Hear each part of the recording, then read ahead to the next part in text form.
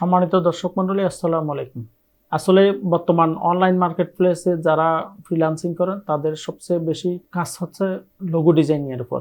প্রত্যেকটা মার্কেট প্লেসে, বিশেষ করে freelancer.com, 99 ডিজাইন এবং ডিজাইন হিল, freelancer.com, fiverr.com, প্রত্যেকটা মার্কেট প্লেসে লোগো ডিজাইনের খুবই ডিমান্ড রয়েছে। কারণ হচ্ছে একটা প্রোডাক্ট বা একটা কোম্পানির সবচেয়ে বড় রিপ্রেজেন্টেটর হচ্ছে তার একটা লোগো। সেই লোগোটা বিজনেস কার্ডে ব্যবহার করা হয়, সেই লোগোটা ওয়েবসাইটে ব্যবহার করা হয়, সেই লোগোটা সাইনবোর্ডে ব্যবহার করা হয়।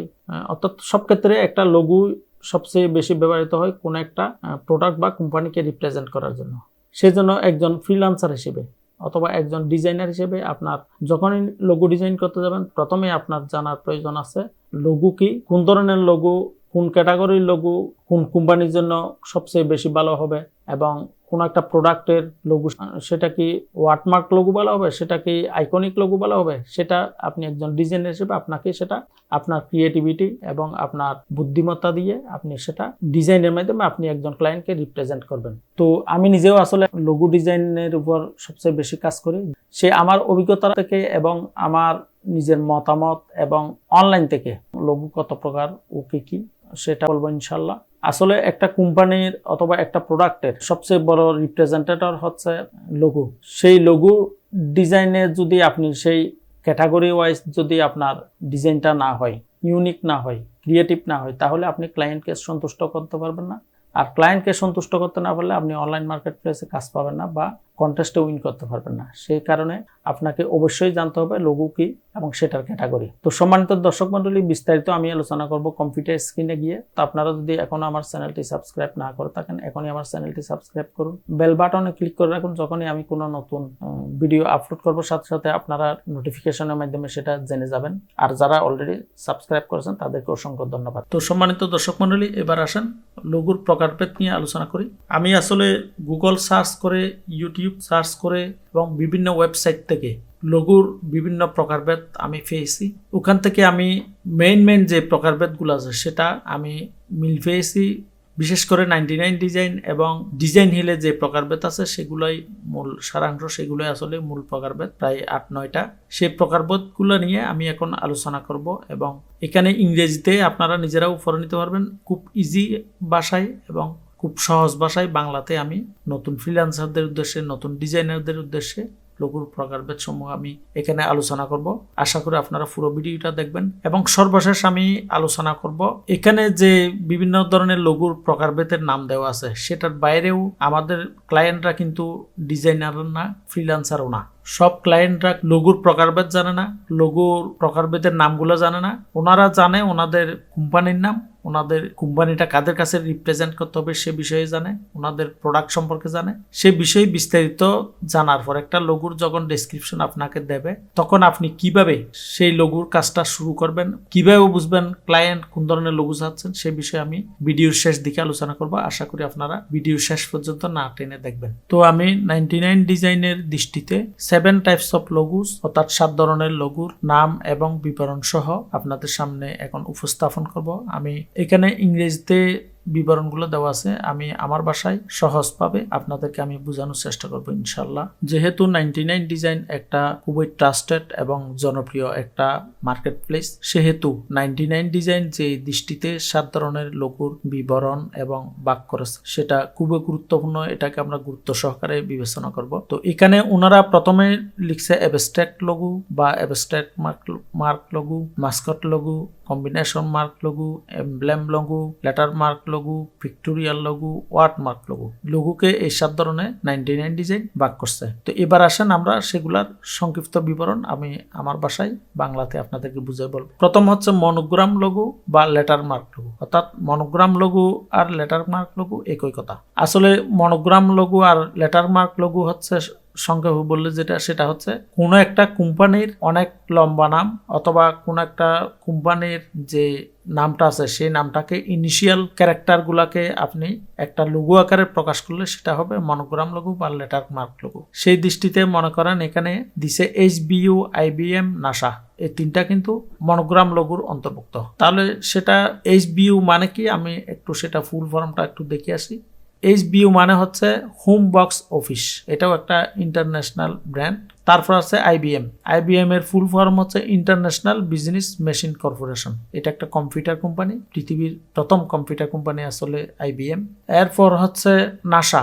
নাসার ফুল এব্রিয়েশন হচ্ছে national aeronautics and space administration. তাহলে একটা কোম্পানির ফুল ফর্মকে সংক্ষেপে ইনিশিয়াল গুলাকে এনে মনে করেন ন্যাশনালের এন, এরোনটিক্স এর এ, স্পেস স্টেশনের এস, এ দিয়ে অ্যাডমিনিস্ট্রেশন, সংক্ষেপে নাসা। তাহলে এটা হচ্ছে নাসার একটা লোগো। এটা দেখলে যে কেউ বুঝতে পারে এটা নাসার লোগো। তদ্রুপ আইবিএম, এসবিইউ। তাহলে আশা করি আপনারা বুঝতে পারছেন মনোগ্রাম লোগো কি, লেটারমার্ক লোগো কি। অর্থাৎ কোনো একটা কোম্পানির লম্বা নাম আপনি সেটাকে একটা ইনিশিয়ালে কয়েকটা অক্ষরের মধ্যে নিয়ে এসে যদি একটা ক্রিয়েটিভ লোগো ডিজাইন করেন, সেটা অক্ষরের মাধ্যমে হুবহু যে অক্ষর বসাবেন তা না, সেই অক্ষরগুলোকে আপনি বিভিন্ন ডিজাইন দিতে পারেন ক্রিয়েটিভিটির মাধ্যমে, একটা ইউনিক ডিজাইন দিতে পারেন।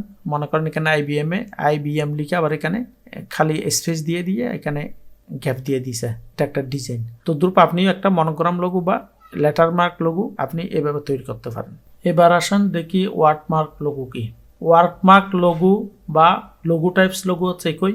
এটা হচ্ছে আসলে খুব ইজি। মনে করেন গুগলটা পুরো যে গুগল নামটা সেটা একটা ওয়ার্ডে সেই বানানটাই রেখে দিছে, শুধুমাত্র একটা ফন্ট ব্যবহার করছে এবং অক্ষরের মধ্যে কিছু কালার ব্যবহার করছে, ভিন্ন ভিন্ন কালার ব্যবহার করছে। এটাই হচ্ছে গুগলের লোগো।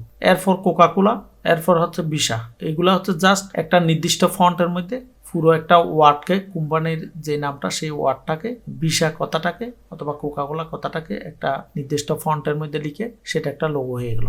ওয়ার্ডমার্ক লোগোতে আসলে আপনি ইচ্ছা করলে কোনো কাস্টমাইজ ক্যারেক্টারও ব্যবহার করতে পারেন। আপনি নিজে কিছু এবিসিডি অথবা আপনার যে ইংলিশ লেটারগুলো আছে সেই লেটারগুলোকে আপনি কাস্টমাইজ করে হুবহু একটা নামকে আপনি একটা কাস্টমাইজ ফন্টে রেখে দিলেন, এটা একটা লোগো হয়ে যাবে। তখন আমি মনে করেন আমার নাম আমিন অথবা ফ্রিল্যান্সার আমিন, আমি ফ্রিল্যান্সার আমিনটা আমি হাতে লিখে একটা কাস্টমাইজ ফন্ট তৈরি করলাম, সেটাই তখন একটা লোগো হয়ে যাবে। তাহলে খুব সহজে বুঝতে পারছেন এটা একটা ওয়ার্ডমার্ক লোগো এবং লোগো টাইপ। এবার আসেন পিক্টোরিয়াল মার্কস লোগো বা লোগো সিম্বলস। এটা এক ধরনের আসলে আইকনিক লোগো বা সিম্বলিক মার্ক লোগো বলা যায়। জাস্ট একটা সিম্বল, সেটা দেখেই আপনি রিকগনাইজ করতে পারবেন এটা কোন কোম্পানির লোগো। এটা মনে করেন একদম প্রথমে যেটা দেখতেছেন সেটা হচ্ছে অ্যাপেল। এটা অ্যাপেল লেখা না থাকলেও আপনি দেখে বুঝতে পারছেন এটা একটা অ্যাপেলের লোগো। তারপর হচ্ছে টুইটার, একটা বার্ড, ফ্লাইং বার্ড, এটা দেখে বুঝতে পারতেছেন এটা টুইটার লোগো। এরপর হচ্ছে 3 নম্বরে যেটা আছে সেটা হচ্ছে টার্গেট বোলস আই, এটা একটা কোম্পানি, এটার লোগো। তো পিক্টোরিয়াল মার্কস লোগো বলতে আসলে এটা সিম্বলিক লোগো বলা যায়। চলেন দেখে আসি গুগল ট্রান্সলেটে পিক্টোরিয়াল মানে কি, তাহলে একটু বুঝতে সহজ হবে। পিক্টোরিয়াল লিখলাম। পিক্টোরিয়াল মানে হচ্ছে সচিত্র, একটা চিত্রের মাধ্যমে চিত্রগত উপস্থাপনা। নিচে দেখেন পিক্টোরিয়াল রিপ্রেজেন্টেশন, অর্থাৎ একটা সিম্বলের মাধ্যমে আপনি আপনার কোম্পানির লোগোটাকে উপস্থাপন করবেন। সেটা যদি আপনার একটা সারা দেশে অথবা সারা পৃথিবীতে যদি আপনার প্রোডাক্ট অথবা কোম্পানি যদি সেরকম জনপ্রিয়তা লাভ করে পাবলিকের কাছে, তাহলে সেটা এক সময় আপনার এই সিম্বলটা দেখে বুঝতে পারবে এটা এই কোম্পানির লোগো। মনে করেন অ্যাপেল, টুইটার অথবা টার্গেট বোলসাই, এরপর নাইকের লোগো কিন্তু একটা রাইট চিহ্নের মতো, জাস্ট এটাই আসলে পিক্টোরিয়াল মার্কস লোগো। তো আসেন অ্যাবস্ট্রাক্ট লোগো। এখানে লিখছে an abstract marks is a specific type of pictorial logo, অর্থাৎ অ্যাবস্ট্রাক্ট লোগো এক ধরনের পিক্টোরিয়াল লোগোর অন্তর্ভুক্ত। এখানেও কিছু একটা আইকন অথবা একটা ইমেজ, একটা সিম্বল দেখেই আপনি বুঝতে পারবেন এটা অ্যাবস্ট্রাক্ট লোগো। তো এক্ষেত্রে it's an abstract geometric form that represent your business, অর্থাৎ এটা জিওমেট্রিক ফর্মে আপনাকে সেটা লোগোর মধ্যে রিপ্রেজেন্ট করে ওই কোম্পানিকে। মনে করেন এই বিফি একটা কোম্পানি, এটা পেপসির লোগো, এটা এডিডাসের লোগো। তো একটু আমরা ট্রান্সলেটরে গিয়ে দেখি অ্যাবস্ট্রাক্ট মানে কি। অ্যাবস্ট্রাক্ট মানে হচ্ছে বিমূর্ত বা সারাংশ, অর্থাৎ এখানে সারাংশ বলতে a summary of contents of books, article or formal speech. অর্থাৎ আমরা লোগোর ক্ষেত্রে যেটা বুঝে নেব সেটা হচ্ছে একটা কোম্পানির সামারি, ওই লোগোর ভিতরেই, ওই যে একটা পিক্টোরিয়াল লোগো সেটার ভিতরেই একটা কোম্পানির মোটামুটি সারাংশ বোঝা যায়, সেটাই হচ্ছে অ্যাবস্ট্রাক্ট লোগো। আপনাকে যদি কোনো ক্লায়েন্ট বলে যে আমাকে একটা অ্যাবস্ট্রাক্ট লোগো রেডি করে দেন, তখন আপনি ওই কোম্পানির ক্যাটাগরি, ওই কোম্পানি কোন ধরনের সেটা জেনে শুনে, মনে করেন আপনাকে বললো এটা একটা রিয়েল এস্টেট কোম্পানি, তাহলে আপনি এমন একটা ডিজাইন রেডি করতে পারেন যেখানে আপনি একটা ঘর ইউজ করবেন অর্থাৎ হাউস ইউজ করবেন, সে ইউজ করে আপনি সেটার উপর আরো কিছু ক্রিয়েটিভিটি কাটাই আপনি একটা অ্যাবস্ট্রাক্ট লোগো রেডি করতে পারেন।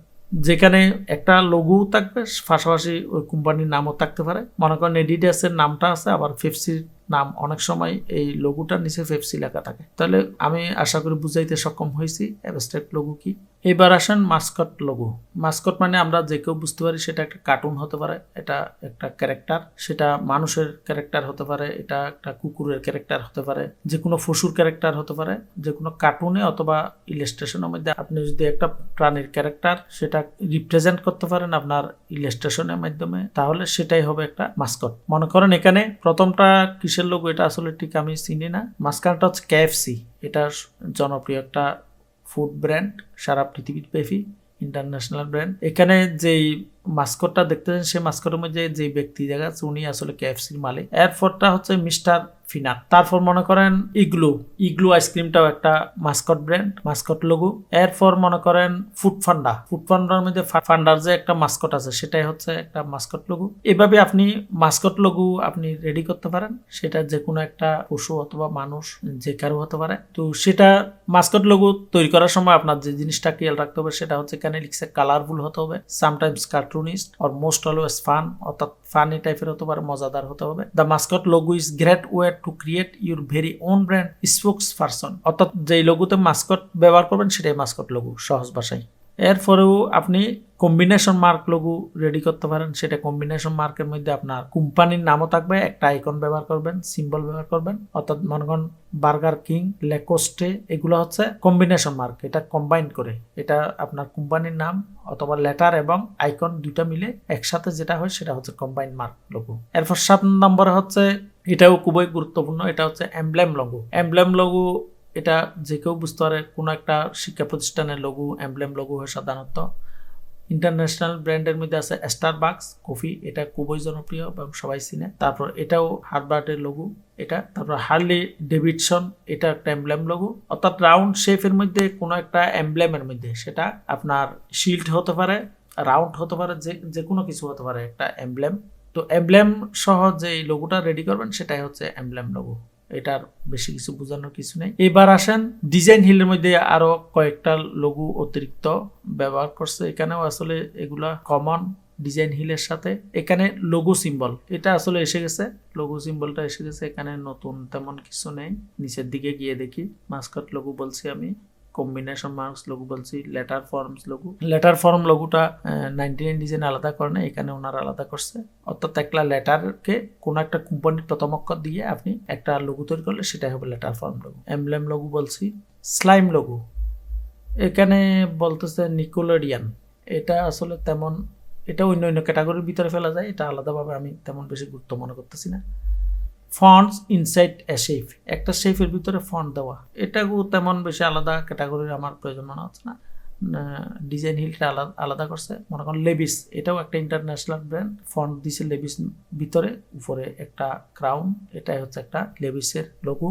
তো সম্মানিত দর্শক মণ্ডলী, আমি আমার ভিডিও টিউটোরিয়ালের শেষ পর্যায়ে এসে গেছি। তো আপনারা আশা করি প্রত্যেকটা প্রকারভেদের বিবরণ আপনারা যাদের জানার ইচ্ছা আছে তারা বিস্তারিত মনোযোগ সহকারে দেখেছেন এবং শুনেছেন। আপনার প্রত্যেকটা লোগোর প্রকারভেদের নাম আপনার মুখস্থ থাকতে হবে, কোন টাইপের লোগো কিভাবে রেডি করতে হয় সে সম্পর্কে ধারণা থাকতে হবে। কারণ হচ্ছে একজন ক্লায়েন্ট আপনার কাছে কোনো কাজ দেওয়ার সময় আপনার ডিজাইন ডেসক্রিপশনে অনেক সময় সেই লোগোর প্রকারভেদের নাম সুনির্দিষ্টভাবে আপনাকে উপস্থাপন করবে না। আপনাকে হয়তো বলবে আমার এই কোম্পানির এই নাম, আমাকে একটা লোগো ডিজাইন করে দেন। তখন আপনাকে উইলিংলি কোয়েশ্চেন করতে হবে সেটা কোন টাইপের লোগো চাচ্ছেন। তো অনেক সময় অনেক ক্লায়েন্ট সেটা টাইপ বুঝে না, শুধু উনি ওনার ভাষায় আপনাকে বোঝানোর চেষ্টা করবে কোন টাইপের লোগো চাচ্ছে। সেই টাইপটা যখন আপনাকে বলবে তখন আপনি সেটার কোন ক্যাটাগরিতে পড়ে আপনার লোগো টাইপের মধ্যে সেটাকে আপনি ফেলে সেভাবে আপনি ডিজাইন রেডি করবেন। ফর এক্সাম্পল আমি একটা উদাহরণ দিই।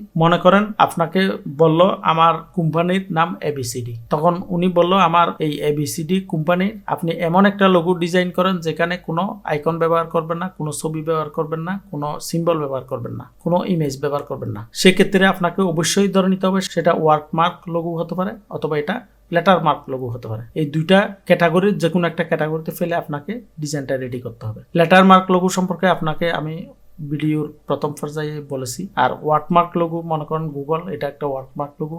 লেটার মার্ক লোগো, নাসা এটা একটা লেটার মার্ক লোগো। অর্থাৎ আপনার কোম্পানির নাম যদি লম্বা হয় সেক্ষেত্রে আপনি লেটার মার্ক লোগোতে ফেলবেন। যদি মনে করেন 2-3টা ওয়ার্ডে একটা কোম্পানির নাম, সেক্ষেত্রে আপনি ইনিশিয়াল গুলাকে নিয়ে এই নাসা যেরকম একটা ডিজাইন করছে সেরকম ডিজাইন করবেন। আর যদি দেখা গেল যে এক ওয়ার্ডের মধ্যে একটা নাম, ক্লায়েন্ট বলতেছে আপনাকে কোনো সিম্বল ব্যবহার করবেন না, কোনো ইমেজ ব্যবহার করবেন না, তাহলে আপনি যে গুগল একটা ওয়ার্ডমার্ক লোগো সেই চিন্তা করবেন আপনি সেটা কিভাবে একটা ওয়ার্ডমার্ক লোগো করা যায়। তারপর আবার হয়তো আপনাকে কোনো ক্লায়েন্ট বলতে পারে আমাকে এমন একটা ডিজাইন রেডি করে দেন, আমার কোম্পানির নাম এটা, যেখানে কোম্পানির নাম ব্যবহার করা হবে না, শুধুমাত্র আপনি আমার কোম্পানির একটা সিম্বলের মাধ্যমে, একটা আইকনের মাধ্যমে রিপ্রেজেন্ট করবে ক্লায়েন্টের কাছে, অর্থাৎ যারা আমার প্রোডাক্টের ইউজার বা প্রোডাক্ট যারা ব্যবহার করে। সেক্ষেত্রে আপনি চিন্তা করতে পারেন পেপসির মতো লোগো, এডিডাস অথবা pictorial mark logo, abstract logo, এগুলো আপনি চিন্তার মধ্যে আনতে পারেন। আর যদি বলে মাস্কট লোগো, তাহলে তো আপনারা মাস্কট ব্যবহার করবেন। অনেক সময় দেখা গেল যে একটা কোম্পানির মালিক উনি নিজে বলতেছে আমাকে একটা মাস্কট লোগো ব্যবহার করে দেন আমার ছবিটা দিয়ে, তখন ওনার একটা ছোট আপনার ফাস্টফুড সাইজের ছবি নিলেন, এটাকে আপনি কার্টুনিস করে আপনি সেটাকে ইলাস্ট্রেশন করে আপনি সেটাকে মাস্কট লোগোতে রূপান্তর করতে পারেন। অনেক সময় অনেকের একটা প্রিয় কুকুর, প্রিয় বিড়াল, সেগুলো দিয়েও আপনি খুব সহজে যদি কার্টুনের কাজ পারেন তাহলে আপনি মাস্কট লোগো রেডি করতে পারেন। তো মোটামুটি কম্বিনেশন মার্ক লোগো, তারপর কোনো প্রতিষ্ঠানে এমব্লেম লোগো, অর্থাৎ ক্লায়েন্ট যদি আপনাকে কোন টাইপের লোগো হবে সেটা উল্লেখ করে তাহলে তো আপনার কাজ করতে ইজি হবে। আর যদি উল্লেখ না করে সেক্ষেত্রে আপনি প্রশ্ন করে করে আপনাকে সেটা মোটামুটি বুঝে নিতে হবে কোন ধরনের লোগো চাচ্ছে আমার ক্লায়েন্ট। তো সম্মানিত দর্শক মণ্ডলী, আপনারা যদি আমার এই ভিডিওটা দেখে মোটামুটি সন্তুষ্ট হয়ে থাকেন তাহলে আমার ভিডিওটার নিচে একটা লাইক দেন। আমি পরবর্তীতে বিভিন্ন টাইপের লোগোর যে ডিফারেন্স আছে, পার্থক্য আছে, সেটা আমি অ্যাবস্ট্রাক্ট লোগোর সাথে পিক্টোরিয়াল লোগোর কি পার্থক্য, লেটার মার্ক লোগোর সাথে ওয়ার্ডমার্ক লোগো কি পার্থক্য, সেগুলো নিয়েও আমি অতি শীঘ্রই আমি ভিডিও টিউটোরিয়াল দেব। তো আপনারা যদি আমার এই ভিডিও টিউটোরিয়ালটা দেখে সন্তুষ্ট হয়ে থাকেন তাহলে আমার চ্যানেলটা এখনই সাবস্ক্রাইব করুন। আর যারা অলরেডি সাবস্ক্রাইব করেছেন তাদেরকে অসংখ্য ধন্যবাদ। তো পরবর্তী ভিডিও দেখার আমন্ত্রণ জানিয়ে আজকে এ পর্যন্তই। আসসালামু আলাইকুম।